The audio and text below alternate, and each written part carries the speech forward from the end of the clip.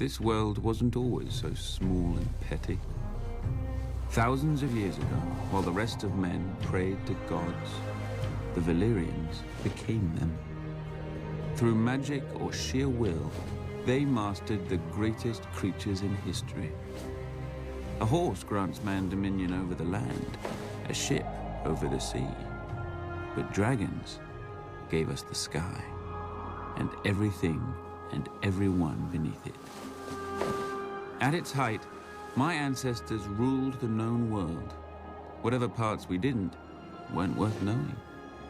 Our capital of Valyria shamed the magnificent cities of the east, for hammers and chisels were no match for dragon fire and sorcery. It was a city and an empire built to last until the end of time. It didn't. 400 years ago, the doom fell on Valyria. Mountains cracked open like eggs, lakes and rivers boiled, fountains of fire, ash and smoke spewed from the ground, so high and so hot that even dragons burned in flight. The land splintered, and the angry sea rushed in. In hours, the greatest city in history became history. But my ancestors didn't burn or drown with the rest of their race. 12 years before the doom, despite the sneers of his rivals, Aenar Targaryen abandoned the capital with his family. Legends claim that his daughter foresaw the destruction of the city in a dream. More likely, Aenar met with some mishap at court and chose exile over execution. He and House Targaryen slinked away to a dreary, remote, god-forsaken island. Forsaken no longer. With arts now lost to the world, we transformed a tiny outpost into Dragonstone, a fortress fit for the last dragon lords. Then Aenar's descendants settled into it like a tomb for their lost homeland. Until Aegon. When he looked east, he saw the past, old, tired, dead. But when he looked west, he saw the future. Gold in the ground, gold in the fields, and no dragons in the sky but his. He and his sisters, Rhaenys and Visenya, flew over the great continent, ostensibly visitors to a strange land. But when Aegon returned, he ordered construction of a massive table carved in the shape of Westeros, with all the notable rivers and mountains that they had seen. A personal map of the Seven Kingdoms, then ruled by 7 squabbling families. House Durrandon held the Stormlands from their seat at Storm's End, due south of Dragonstone. House Hora of the Iron Islands had also conquered and enslaved the Riverlands, and ruled them from Harrenhal, a monstrous castle rising on the shore of the God's Eye. House Stark held the frozen wasteland of the north, the oldest, largest, and emptiest of the kingdoms. House Lannister held the Westerlands, the wealthiest kingdom, thanks to their gold mines. House Gardner held the Reach, the second wealthiest kingdom, thanks to their crops. House Arryn held the Vale, or rather the Vale held them. The mountains were impassable except through the Bloody Gate, which had never been taken. House Martell held the deserts of Dorne, probably because no one else wanted them. Together, the 7 kingdoms made Westeros, a realm that wasn't yet a realm, ruled by great families who didn't know what greatness was. Aegon would teach them. Though House Durrandon titled themselves Storm Kings, they were little more than gusts. Their kingdom in the Stormlands had been doddering to its end for the past few centuries, helped along by other houses, most of all by House Hora, who were nearly finished with the monstrous castle at Harrenhal. Too large and too costly a seat to rule only the Riverlands. King Argilac knew where the Ironborn would soon turn. You'd think a king who wanted to keep his crown would be wary of a man with fire-breathing monsters. But King Argilac Durrandon wasn't called the Arrogant for nothing. Determined to arrest his family's decline, he sent an envoy to Dragonstone to enlist Aegon Targaryen and his dragons against his enemies. In exchange, Argilac offered lands he didn't have and a wife Aegon didn't need. For as the Valerians did, Aegon had wed his elder sister, Visenya. Then, as the Valerians didn't, he took the younger Rhaenys as well. 2 sisters, 2 wives. Perhaps that's why he was so keen to get off Dragonstone. Aegon countered Argilac with courtesy. He sent his own envoy requesting that Princess Durrandon's hand be given instead to Aegon's closest friend and rumored half-brother, Orys Baratheon. Argilac answered with a box and a note. "These are the only hands your bastard shall have of me." Inside the box were the hands of Aegon's envoy. How long had Aegon been waiting for such a pretext? As his army prepared to sail, ravens flew to every great lord of the 7 kingdoms. All bore the same message. From this day forth, there would be but one king in Westeros. Those who bent the knee to Aegon of House Targaryen would keep their lands and titles. Those who took up arms against him would be thrown down, humbled, and destroyed. Poor old Argilac. He couldn't even match Aegon in arrogance. Aegon landed at the mouth of the Blackwater River and raised a primitive Aegon fort in the disputed land between Harren's and Argilac's kingdom, so that neither could decide whose problem he was. Adopting the customs of the 7 kingdoms, Aegon unfurled his own banner with a red 3-headed dragon breathing fire upon a black field. Visenya crowned him with a ruby-studded circlet of Valyrian steel, while Rhaenys hailed him as the first High King the continent had seen since the Dawn Age. As his lords and the gathered locals cheered him, Aegon named his loyal friend to a small council, led by Orys Baratheon, whom he called my strong right hand. The title stuck, and a bastard became the first Hand of the King. But for now, Aegon's kingdom contained only a rocky island and a handful of fields. The other kings had larger armies, ships, castles, and thousands of years of rule. But Aegon had dragons. He had chosen for the words of his house, fire and blood. Before he was done, the rivers, fields, and skies would turn red. Harren of House Orr inherited a kingdom that stretched from the Iron Islands to the Triton. Too great a kingdom to rule from a castle as shitty as Pike. For 40 years, his Ironborn plundered the riverlands for stone, timber, and slaves to build a seat worthy of him. Legend has it that Masons laid the final stone in Harrenhal on the very day that Aegon landed in Westeros. Could have been a divine omen. Could have been the Masons wanted to fuck off before the dragons got there. They weren't the only ones. At Aegon's approach, Harren's river lords revolted, led by House Tully. I doubt Harren noticed. Harrenhal could repel an army of 1,000,000 men. No ladder could summit its walls, and no ram could shatter them. The castle was as impregnable as an old mate's cunt. Harren shut his gates around himself, his sons and his Ironborn, and waited for Aegon's army to drain back into the muck. When Aegon finally saw the monstrous castle, he asked for parley. Harren granted it. Valyria had been the greatest empire the world had ever seen. Harren wanted to piss on its ashes. Yield now, and you may remain as Lord of the Iron Islands. Yield now, and your sons will live to rule after you. You see my army outside your walls. You see my dragons. What is outside my walls is of no concern. Those walls are strong and thick. Dragons fly.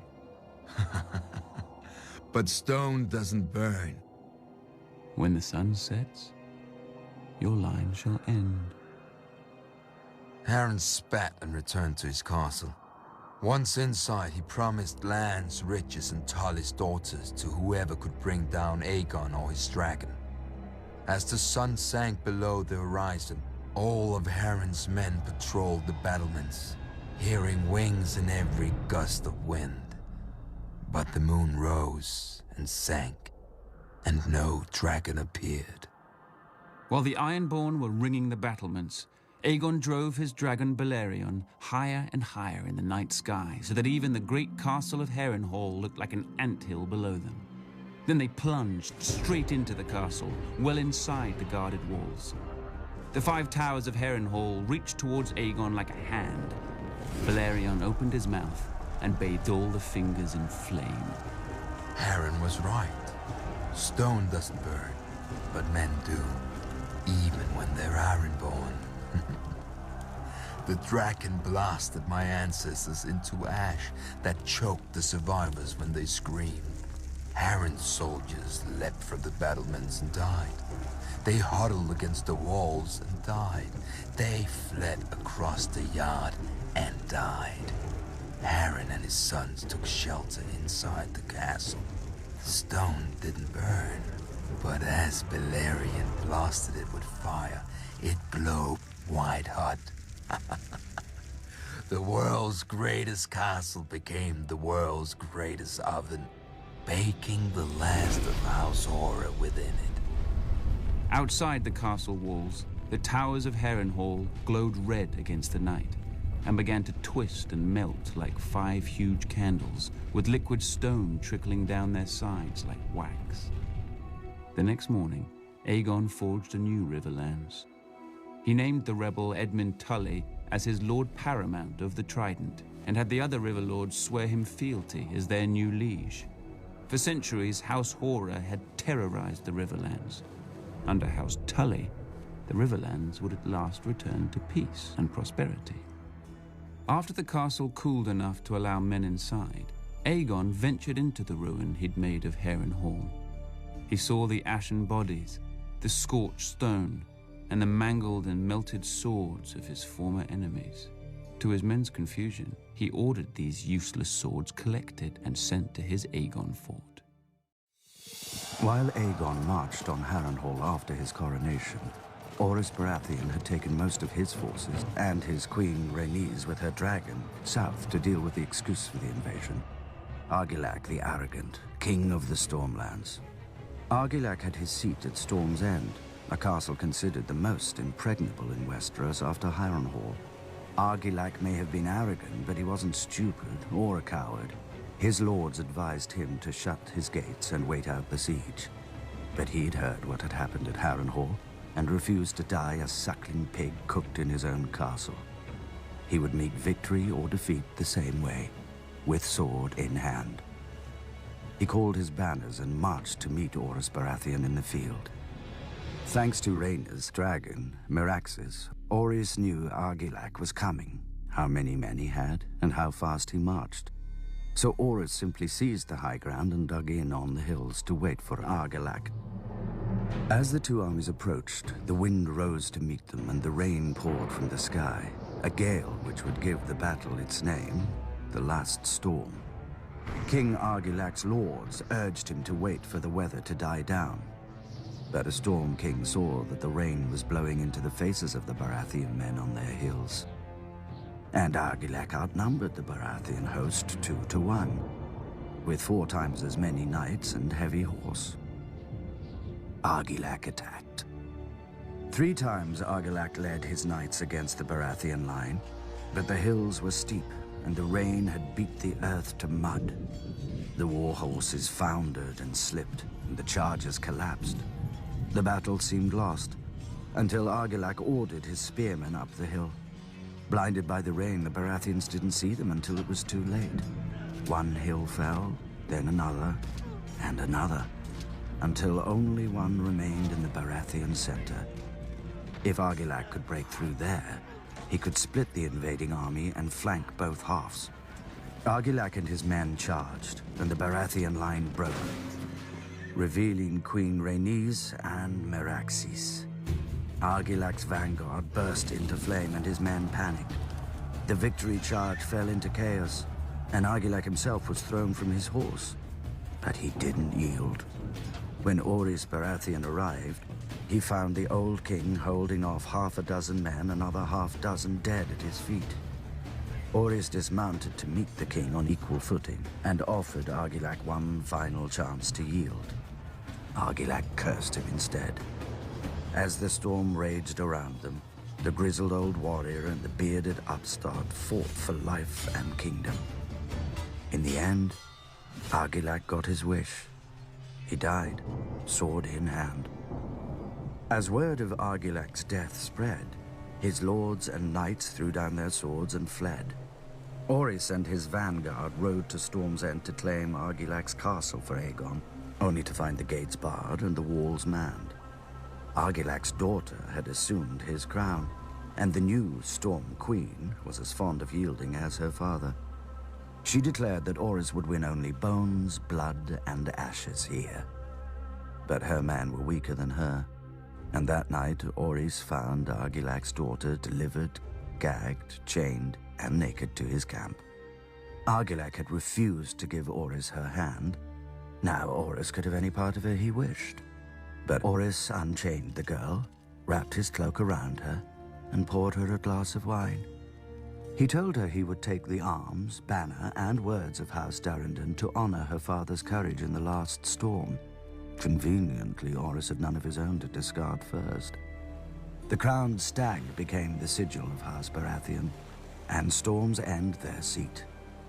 Argilac's daughter would even remain in her home, though as a lady instead of a princess. The Stormlands were now Aegon's, and as tribute, Aegon demanded the swords of the men Orys had defeated. For what purpose, Orys didn't know.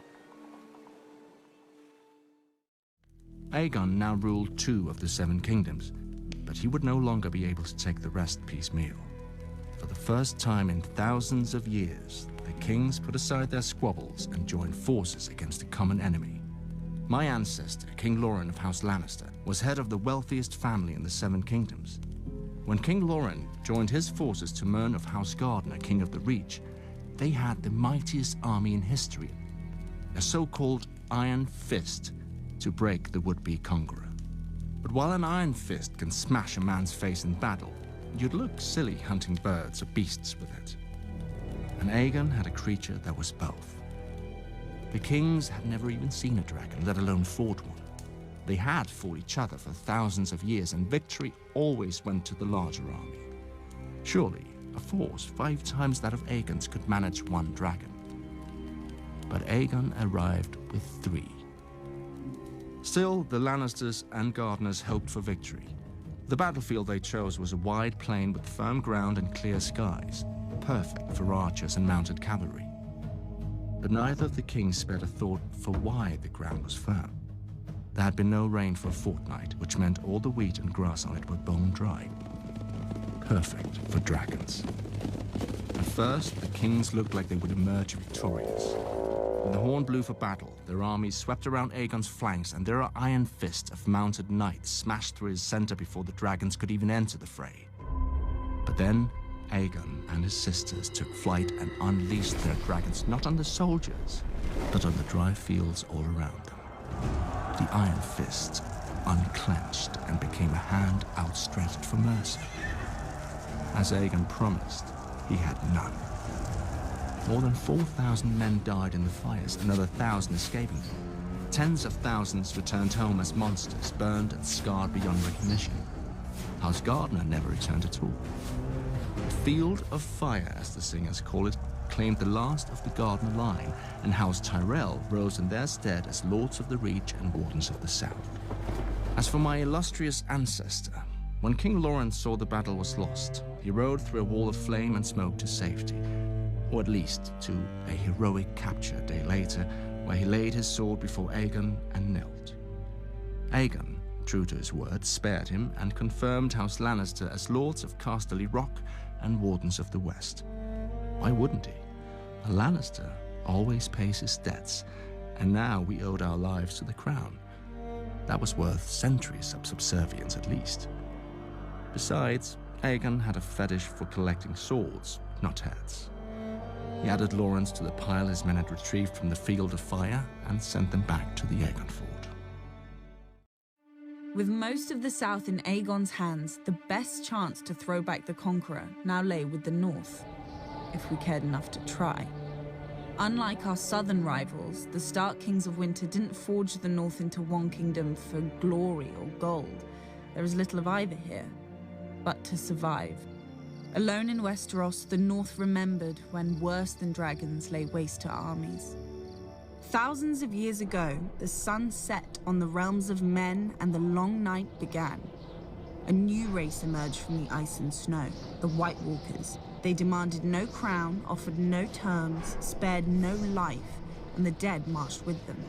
With humanity facing extinction, a Stark sought out the children of the forest, the most ancient beings in Westeros, and convinced them to ally with the men they'd once fought.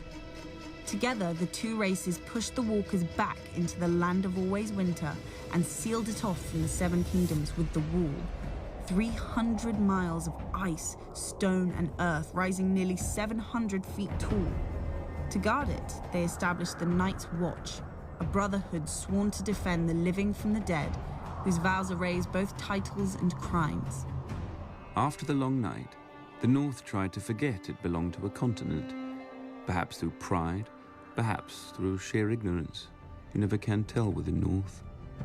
But as news of Aegon's dragons spread, Torrhen Stark, the King of Winter, knew he couldn't forget Westeros any longer, and summoned his lords to Winterfell. Many fools shrugged off the threat, while the rest placed wagers on how long the South would take to burn. Torrhen silenced them with a command to assemble their armies and descend from the north in force. As the kings of the Rock and the Reach burned on the field of fire, the greatest northern force since the Long Night crossed the neck into the Riverlands. But when King Torrhen arrived at the Trident, he saw, on the opposing riverbank, the combined strength of all Aegon's conquered kingdoms. A force larger than Torrhen's own by half, and with 3 dragons. That night, King Torrhen called a conference of all his lords and advisors. Some wanted to fight and trust northern valor to carry the day and burn on the Trident. The wisest of them wanted to withdraw to Moat Cailin, the fortress which had thrown back every southern invasion, and burn there. One suicidal lord even wanted to ambush Aegon's camp in the dark and kill the dragons as they slept, or at the very least, their riders. It's hard to tell what would have been his fate. Burning, beheading, dismemberment, perhaps all 3. My ancestor listened to their counsel, and in the morning crossed the Trident under a flag of parley. Then King Torrhen of House Stark laid his ancient crown at Aegon's feet and was named Lord of Winterfell and Warden of the North. And the king who knelt. He had no choice, and thanks to him, our soldiers returned to their homes whole and unharmed. The swords that Aegon took from them were not twisted, burnt, or mangled. Yet. The Vale of Arryn was the last of the great kingdoms left. Old and proud, House Arryn did what they always did in times of strife. They shut the bloody gate, sealing off the Vale. Then, the Queen Regent Shara of House Arryn retreated with her son, the boy King Ronald, into the Eyrie, their family's impregnable fortress. From the top of their mountain, they could look down on Westeros far below, its problems hidden beneath the clouds. But one day, Queen Shara entered the outer courtyard to find her young son sitting on the knee of Visenya Targaryen and ogling her dragon Vhagar beside her. Just as he'd asked for another cake at dinner, little King Ronald asked his mother if he could go flying on the nice lady's dragon. Visenya smiled at Shara. So, Shara imagined, did Vhagar. Remembering her manners, Shara asked if she could have Visenya brought some wine or food. She must be tired after such a long flight. But Visenya demurred. Bored with his mother's pleasantries, Ronald demanded an answer. Poor boy. He didn't even understand the question. Shara hesitated for a moment, then asked Visenya, as a mother, if it was safe for the boy. Visenya assured her it was. What choice did Shara have? Whilst her son circled the castle, she collected his little ringlet, her own regent's coronet, and the ancient falcon crown of mountain and vale which the Arryns had worn for thousands of years. Ronald had taken to the sky as a king, but he landed as a lordling. Perhaps he considered his ancient rights a fair trade for a few minutes of flight, as a little boy would. More likely, he didn't even notice the 3 crowns at Visenya's feet, or recognize the swords of his garrison beside them. The heads of Westeros had bowed to Aegon, but its heart still beat free. Old Town, the center of the faith of the Seven. There dwelt the High Septon, the father of the faithful, who commanded the obedience of all Westeros, save the savages of the north and their old gods. When Aegon had landed in Westeros, the High Septon had locked himself in the Starry Sept and fasted for 7 days and 7 nights, one for each of his gods. All he received for his trouble was the divine wisdom that if Old Town took up arms against the dragon, the city would burn, faithful and faithless alike. After the submission of House Stark, Aegon marched towards Old Town, steeling himself for another battle. But he found the gates open, with the High Septon welcoming him. The pious fool even had the arrogance to grant what Aegon had already won, and anointed the last Valyrian as Aegon of House Targaryen, first of his name, King of the Andals and the First Men, Lord of the 7 Kingdoms, and Protector of the Realm. As if titles meant anything to a man before whom time itself now bowed. The Maesters would hence divide all history into before and after conquest. Most expected Aegon to stay and make Old Town his seat. But soon after his coronation, Aegon returned to the mouth of the Blackwater River, where he had first set foot on Westeros. A small town had since sprouted around his primitive fort. To honor their new master, the locals dubbed it King's Landing, though it looked more fit for a hedge knight, with wooden palisades, muddy streets, and piles of mangled swords carted in from every corner of the conquest. But when Aegon made it his court, wood became stone, black mud was buried beneath a red keep, and the collected swords of Aegon's foes were blasted by dragonfire and became a seat fit for the conqueror and the greatest dynasty this world has ever known. House Targaryen, my family, my throne. Or so it should have been. But while Aegon titled himself Lord of the 7 Kingdoms, in reality he held only 6. The 7th, Dawn, had never knelt. Visenya had flown into the Vale and returned with its crown. Mimicking her sister, Rhaenys had flown over the enemy force holding the passes into Dawn and landed in the castle of its ruling lady, Princess Meria of House Martell. Meria was 80 years old, fat, bald, and blind. Behind her back, many sniggered at her as the yellow toad of Dawn. The beautiful Rhaenys probably thought as much when they met. She demanded Princess Meria kneel to her brother Aegon, though she allowed that on account of Meria's age and health a simple vow of submission would do. But the princess told the queen that the Targaryens weren't wanted in Dawn, and no Martell would ever bow, bend, or break no matter how badly they burned. Rhaenys could have mounted her dragon right then and roasted Meria in the castle as her brother had done at Harrenhal, but whatever she saw in Meria's eyes scared her right back to King's Landing, with a dragon's tail between its legs. After Aegon's coronation, Rhaenys returned to Dawn with Aegon and Visenya, and their dragons.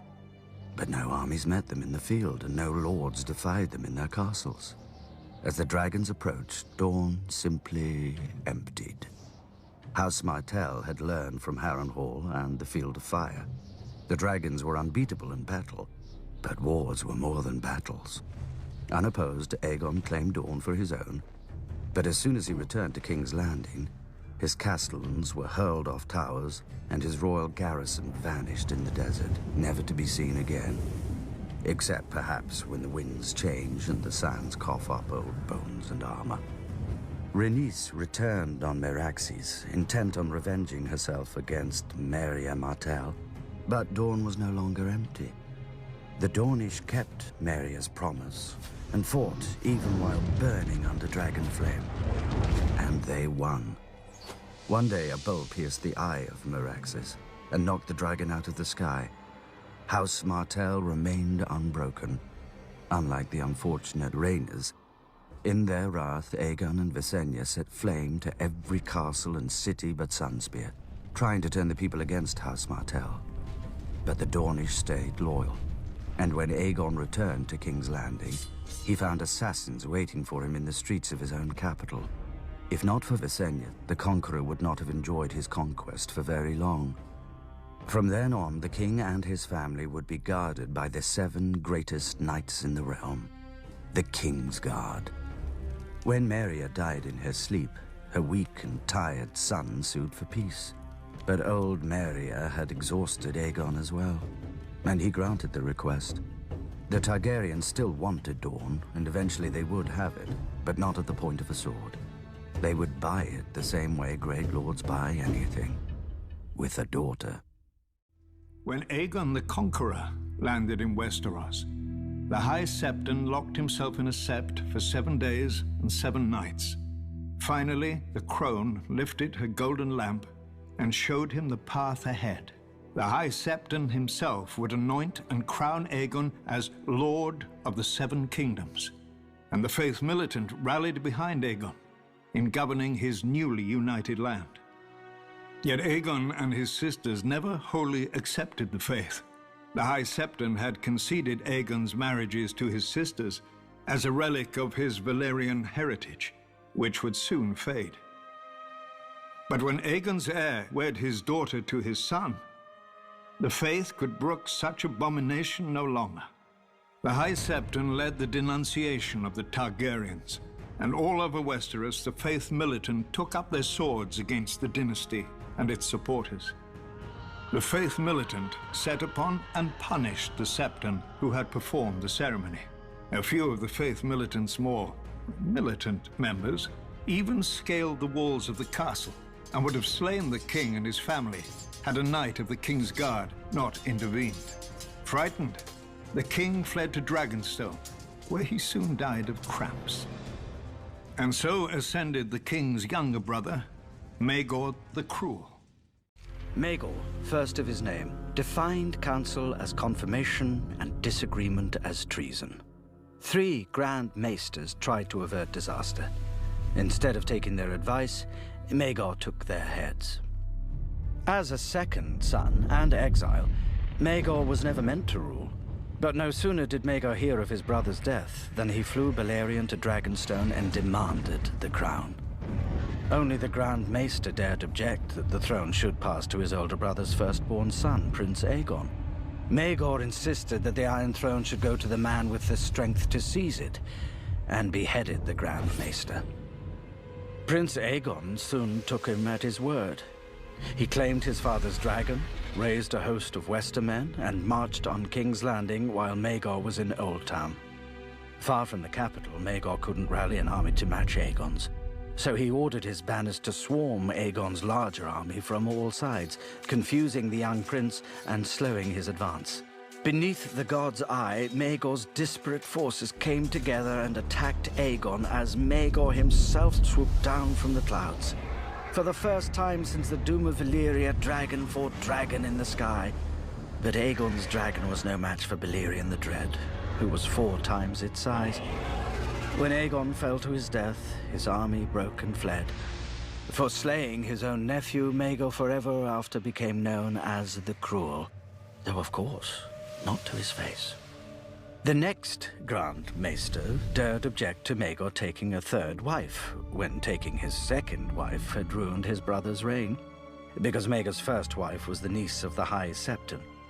But Maegor beheaded the Grand Maester and declared war on the Faith.